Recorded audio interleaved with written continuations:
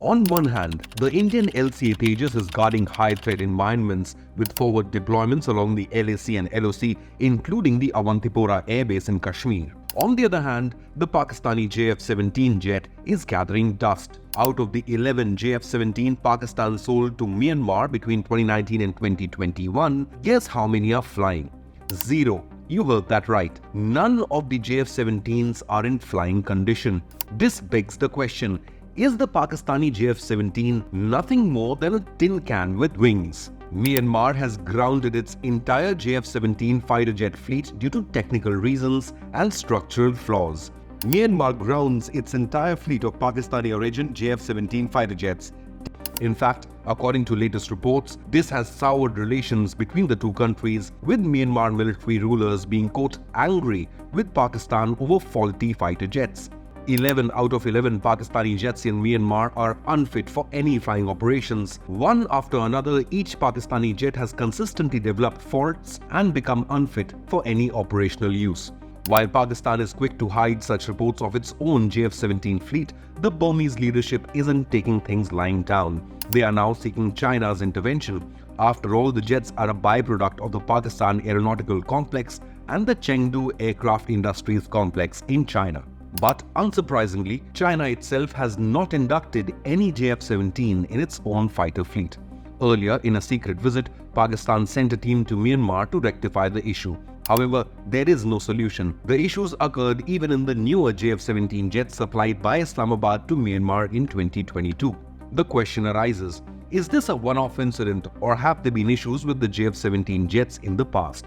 According to reports, Nigeria has faced similar issues. 6 JF-17s in Nigeria have crashed, while the remaining 9 are not in any flying condition.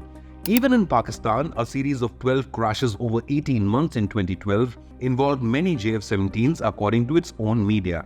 Reports last year suggested out of the 100 JF-17s in the Pakistani Air Force, nearly half are unfit for flying.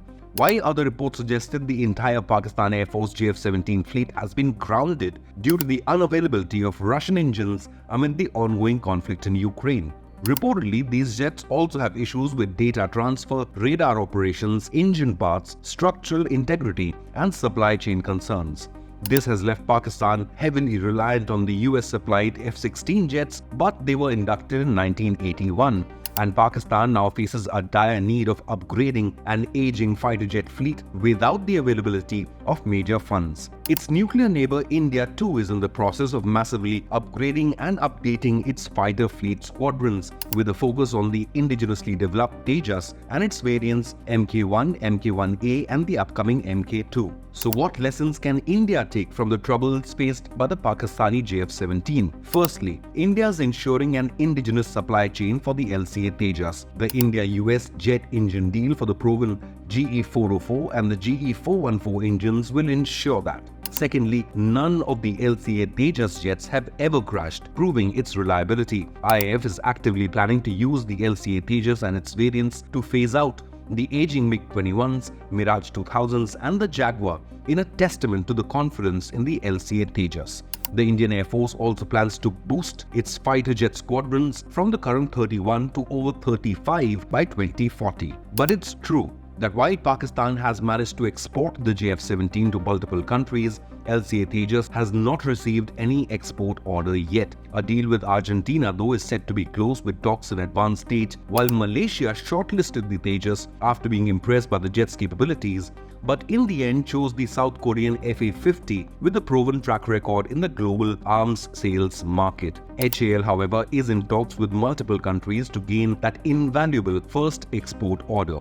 All the signs though point towards a bright future for the LCA Tejas against the Pakistani JF-17. The Tejas has proven invaluable in boosting India's domestic defense manufacturing capacity with a mostly indigenous supply chain and weapons systems. The Indian Air Force and HAL just need to persist in this marathon and trust their own ability. After all, Rome wasn't built in a day. What do you believe? Will the LCA Tejas prove to be a better fighter jet than the JF-17 in the long run?